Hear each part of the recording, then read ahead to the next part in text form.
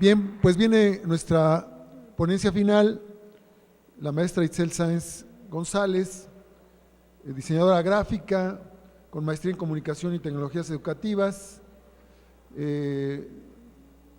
toda una experiencia en actividades culturales. Y bueno, damos paso a tu trabajo, Itzel, para dialogar contigo posteriormente. ¿Qué tal? Buenas tardes. Pues bien, en esta ocasión yo les voy a compartir otra experiencia de enseñanza y aprendizaje construida con alumnos de diseño de la comunicación gráfica, que coincide, como decía yo, con la postura de aula invertida que desarrolló Miguel Ángel, pero en otra línea del conocimiento. Entonces, si pasamos a la siguiente.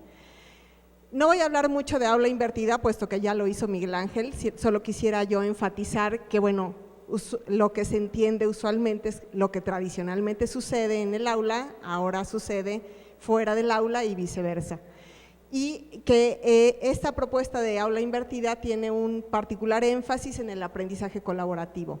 Entendido que esta aula invertida está pensada de manera que el conocimiento se construye entre todos los participantes de la experiencia y el maestro es únicamente un elemento más de esa red de construcción del conocimiento y no ese tradicional rol que ejerce el profesor al frente del grupo desde una posición más vertical, llamémoslo así. Entonces, todavía no te vayas, hay un trabajo en equipo que es un trabajo con un orden superior de conocimiento, un objetivo más arriba, más complejo de conocimiento, que está subdividido en tareas individuales y cada alumno integrante de un equipo se hace cargo de esa tarea individual con un subobjetivo menor. La suma de todas esas actividades es la que logra ese último objetivo. Y bueno, hay ese aprendizaje entre pares también, entendido con que no solamente el docente provee la información, sino que hay ejemplos que se ponen los alumnos, entre ellos hay asesoría que se da entre los alumnos, supervisión, si se puede decir, que se da entre los alumnos. Ahora sí. Otro de los postulados básicos que trabajé fue el conectivismo, que es una corriente educativa que surgió ya posterior al constructivismo y al constructivismo social, en donde habla que hoy en día no podemos entender la educación sin esa facilidad de estar conectados en todo momento. Entonces, inclusive ya no se habla solo del conectivismo, sino del estar conectados, sino del hiperconectivismo, en el sentido de que podemos estar conectados a un dispositivo físico fijo, como una laptop, o podemos traer ya esos dispositivos móviles en donde nosotros estamos conectados las 24 horas desde cualquier lugar donde nos movemos. Entonces, nosotros no podemos dejar de tomar en cuenta que nuestros estudiantes, en su mayor parte, ya están hiperconectados en todo momento, y que eso nos da no solo una posibilidad de comunicarnos a nivel de redes sociales, por ejemplo, sino, como decía Miguel Ángel, una posibilidad de aprovechar ese conectivismo para establecer estrategias de aprendizaje. Finalmente, esta corriente lo que maneja es que nosotros somos un nodo dentro de una red. Y si nosotros sabemos conectarnos y sabemos buscar dónde buscar la información, cómo buscar la información, por qué buscar la información, valorar la información que nosotros estamos recibiendo, nuestra inteligencia es mucho más grande que si estoy yo solo. Cuando estoy conectado puedo ampliar esa posibilidad y ese raciocinio gracias a todos los recursos que tengo disponibles en todo momento. Y una tercera, que es ese rastro digital que yo voy construyendo a lo largo del tiempo, que se trabaja en 3 niveles. Yo tengo un expediente digital y hoy en día una persona desde antes de nacer ya tiene un expediente digital, desde los archivos que va generando el ginecólogo, desde el hospital, desde el pediatra al que le mandan los archivos, las fotografías del ultrasonido que la mamá subió al Facebook, que compartieron la futura comadre, la abuelita, el papá, el tío, los primos. Finalmente, esa persona que todavía no ha nacido ya tiene una serie de archivos enlazados a su identidad. Cuando esta persona nace, eso cada vez se potencia más, porque tenemos pues el acta de nacimiento, vamos a tener todo el registro escolar, el CURP, un montón de expedientes y de archivos que inclusive la persona no tiene el control de esa información, pero que ahí está. Toda esa expediente digital que nosotros vamos construyendo a lo largo de la vida. La identidad digital es un subconjunto de ese expediente digital y es la parte visible, donde yo me googleo y lo que yo encuentro, ahí está. Es parte de esa identidad digital que pongo yo y que también ponen otros. Cuando alguien me etiqueta en Facebook en una fotografía en la frontera, pues ya quedé ahí para siempre con lo que estuviese yo haciendo en la frontera o no haciendo en la frontera. Pero cuando alguien me googlea va a encontrar un montón de cosas asociadas a mí que forman parte de esa identidad digital y que conforme yo me voy desarrollando como persona también voy construyendo, dependiendo. Muchas veces los jóvenes cambian de nombre de usuario, cambian de nick, sin embargo, y lo hemos visto con todo lo que sacó Edward Snowden y eso, todo eso es rastreable. Entonces me lleva a ese rastro digital. Yo voy dejando ese rastro que se va dando a partir de la identidad que yo voy construyendo en ese mundo cibernético del cual no necesariamente yo tengo el control. Entonces, dado que esto es un hecho, y hay usos y abusos de los que podemos hablar mucho, finalmente también podemos decir, bueno, yo voy a tomar las riendas y voy a empezar a establecer estrategias para construir mi identidad digital y que ese rastro digital que yo voy dejando sea un rastro que me beneficie, que vaya construyendo mi prestigio profesional, mi prestigio como alumno y que nosotros como docentes también podamos aprovechar para ayudar a que nuestros estudiantes vayan fortaleciendo y que cuando salgan a un entorno laboral puedan tener a su favor esa identidad y ese rastro que han ido dejando a lo largo del tiempo. Entonces, a partir de estos tres postulados se formuló una moción de enseñanza-aprendizaje, que fue para una OEA de sistemas de signos, que es una OEA teórica, y que en donde dentro de esa línea teórica de la formación que reciben los alumnos aquí, están buscando que hagan ese tipo de reflexiones, una reflexión teórica contrastando con la cantidad enorme de materias prácticas que tenemos también a lo largo de la formación. Y se decidió alojar en un blog multiautor de WordPress, y estoy hablando de blog multiautor porque cada uno de los estudiantes es dado de alta como autor de ese espacio. Yo modero como docente, yo los doy de alta, yo soy el administrador y sin embargo todo lo que el alumno publique no queda únicamente como comentario, sino queda como autor y en ese momento empieza a formar parte de un rastro digital, dado que es un espacio abierto. Así como cada uno de los espacios digitales tiene sus características, en este caso al ser un blog está abierto a todo público, consultable desde cualquier parte del mundo por cualquier lector. Y ha habido casos inclusive en que alumnos del grupo reciben correos de otros países solicitando información sobre lo que están publicando. Entonces tenemos ese espacio público, ese espacio que no termina con el trimestre, puesto que es un blog que se queda ahí de manera permanente como parte de esa identidad que el alumno ha ido construyendo. Ahora, para poder llevar a cabo un trabajo así, necesita haber una estructura muy clara en el curso, hay roles muy claros, está trabajado en equipo de 4 personas, donde cada uno tiene una tarea que realizar, como decía, ese equipo y esas subtareas y esos subobjetivos. Entonces, cada alumno debe estar perfectamente consciente de lo que le corresponde hacer y cuándo le corresponde hacerlo para que la experiencia tenga éxito. Está estructurado el curso en semanas, de acuerdo a cómo está estructurado el trimestre, en un proceso cíclico. Cada semana se trabaja un tema con ciertas actividades específicas que tienen una regularidad, generan un ritmo a los que los alumnos pues ya se acostumbran y que recomienza con cada nueva temática. Vamos a la siguiente. Todo esto, un clic más, está planeado de acuerdo al círculo de aprendizaje experiencial de COL, en donde nosotros tenemos cuatro momentos. Y viene el primer momento de experiencia y percepción, en donde el primer alumno del equipo, el que tiene el rol esa semana, propone ejemplos. Yo tengo un texto disparador, que es el que propongo yo como docente, está puesto en el blog al inicio de cuando se plantea el tema. Es un texto breve, es un texto, no es un video. En este caso hay algunos defensores del aula invertida que dicen que por fuerza debe ser video el disparador.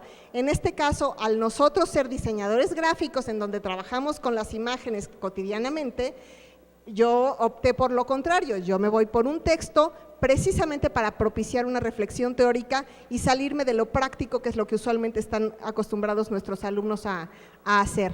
Entonces, a partir de ese texto disparador que es breve, es la punta de la madeja. Yo únicamente planteo algunas bases teóricas y algunas preguntas enlazadas a algunos ejemplos sobre esos sistemas de signos que en este caso van al cine, a la televisión y a la red, que es la temática que trabaja la UEA.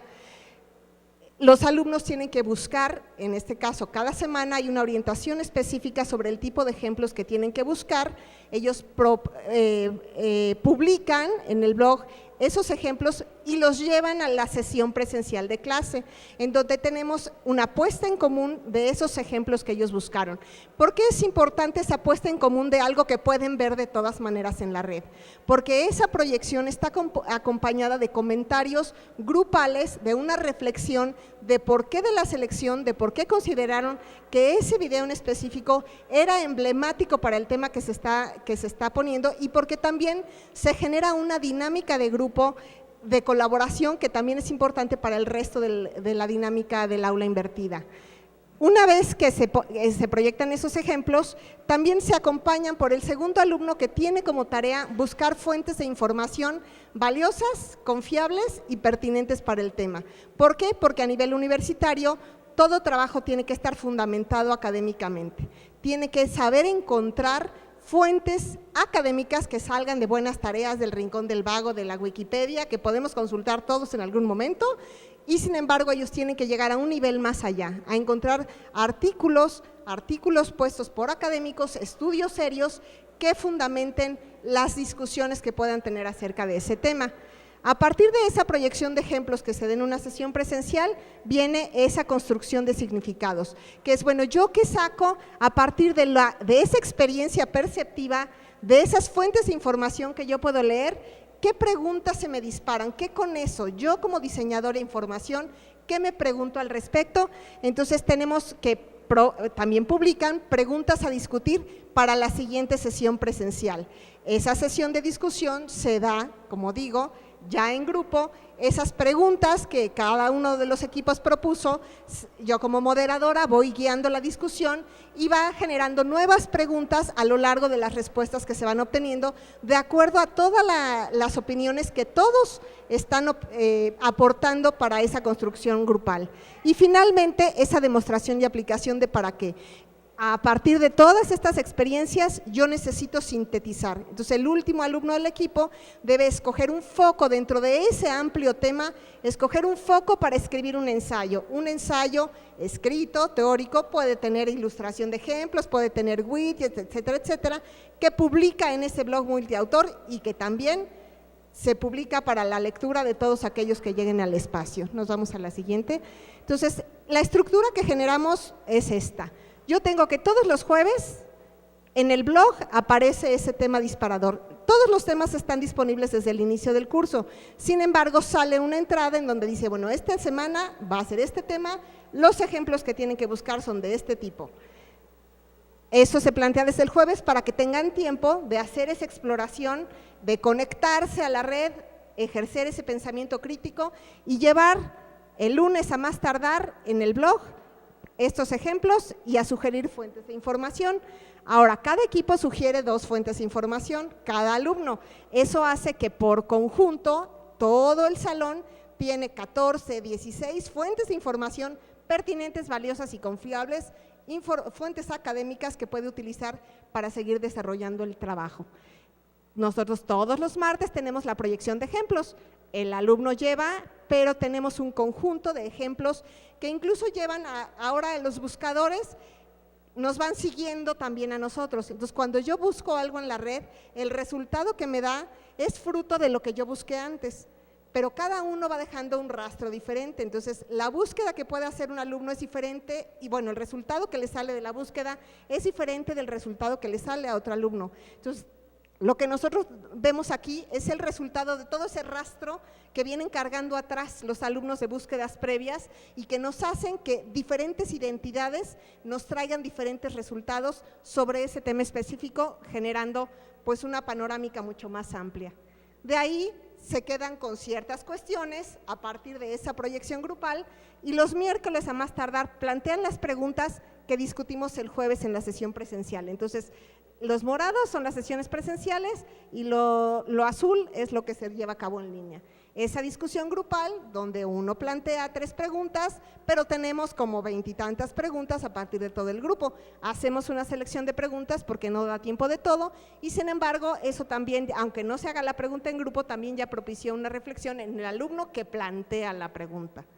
Y finalmente, pues los ensayos, en donde esas fuentes de información, todo ese grupo, esa proyección de ejemplos, esa discusión de grupal, hace que uno genere el foco que quiere desarrollar. No puedo hablar del tema en general porque es un ensayo breve, pero tenemos igual, si hay 8 equipos, hay 8 ensayos distintos que cada uno de ellos escogió un foco específico para tratar a mayor profundidad. Muy bien. ¿Qué resultados hemos tenido? Y ahí es muy interesante por pensar en este asunto de esa conectividad o ese conectivismo que me hace a mí buscar otras cosas, pero que también hace que otros me encuentren. Entonces, esta experiencia la tuve por primera vez, la planteé en el trimestre de primavera de 2013 y ha sido replicada 2 veces más. Entonces, ya hay cierta cuestión que se puede generalizar y conclusiones interesantes que podemos sacar. En la primera versión del trimestre de primavera, hemos logrado, revisé ayer las estadísticas del blog, 4,092 visitas. Si nosotros pensamos que muchos libros tienen un tiraje de 1,000, el que los estudiantes ya tengan 4,092 lecturas a lo largo de sus diferentes entradas, a mí me parece un enorme éxito, de 48 países diferentes, que son los que han ido a dar al blog. En el segundo caso tenemos 10,852 visitas, aunque 50 países. Quizás es el doble de visitas de 50 países. Y en el tercero, que es el de apenas el trimestre del año pasado, tenemos 2,315 visitas de 25 países. Ahora, es muy extraño, porque si yo veo quiénes han consultado, después de México, que es quien tiene más, en el primer caso Ecuador, Colombia y España. En el segundo, Colombia, España y Venezuela. Y en el tercero, España, Colombia y Estados Unidos. ¿Por qué Estados Unidos? No me pregunten. En general, Latinoamérica nos consulta mucho. Sin embargo, de los países más inesperados, tenemos Indonesia, Argelia, Luxemburgo y uno chiquitito que se llama Guernsey, que es una islita que tiene algo así como 20 habitantes porque alguien compró su isla y decidió que la hacía país. Pues de ahí hemos tenido visitantes. Hemos tenido de Uzbekistán, de Mozambique, de Rumania, de Andorra, de Serbia.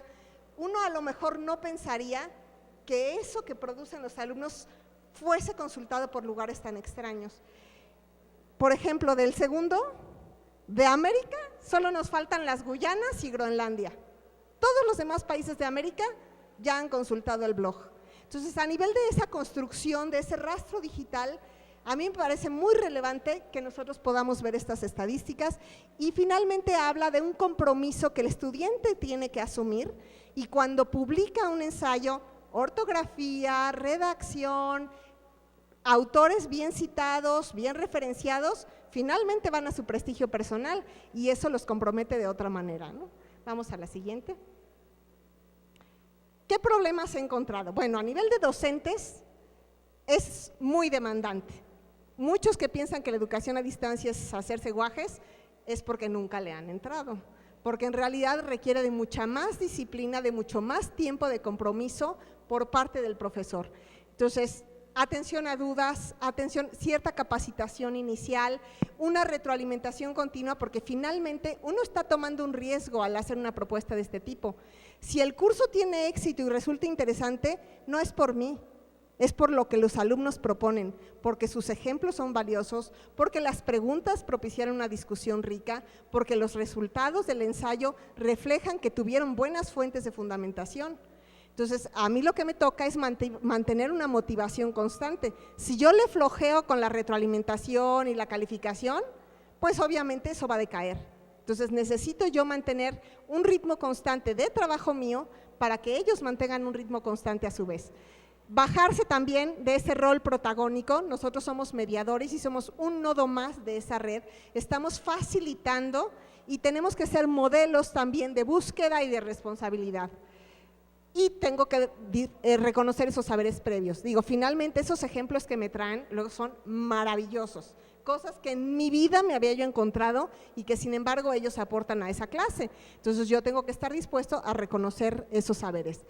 En los alumnos, como también ya se ha dicho, esas competencias previas de los alumnos, algunos sí ya traen competencias desarrolladas, algunos no. Entonces, aparte de los temas del curso, pues tuve que desarrollar un manual de uso del blog, un manual de cómo se publican entradas, de cómo se ponen los widgets, en fin, de cómo se leen lectores, códigos QR, en fin, un poco de sustento para aquellos que no saben utilizar la plataforma, que se vayan capacitando, porque también será importante para ellos que si son inmigrantes digitales, pues rápidamente se incorporen para ser unos inmigrantes digitales exitosos, competentes, para que cuando salgan a ese mundo en el que quizás sus jefes les exijan que tengan una correcta y una avanzada capacitación de diferentes plataformas, ellos cuenten con ella. Mucha autodisciplina también, finalmente yo les doy la programación del curso, hay ese ritmo que ya está predecido, ya está predicho, ya están los textos, ya están los temas, pero esa capacidad de organización, que ellos asuman la tarea individual que les toca en beneficio de su equipo y en beneficio de todo el grupo. Y esa calidad de las propuestas, si las propuestas que ellos dan no tienen calidad, pues la experiencia no sería lo que todos querríamos. Y el siguiente. Y a nivel de conclusiones, entonces, también algo muy importante que también ya se hizo, el uso del espacio responde a objetivos pedagógicos. Yo tengo aulas virtuales en Moodle, hay otras cosas que utilizo en Pinterest, en este caso, el blog de WordPress responde a un objetivo pedagógico específico, a ciertas actividades que yo quiero realizar. No todos los espacios sirven para todas las cosas, yo tengo que valorar cuál es el objetivo que tengo, qué es lo que yo estoy buscando y de acuerdo a eso elegir mi propuesta.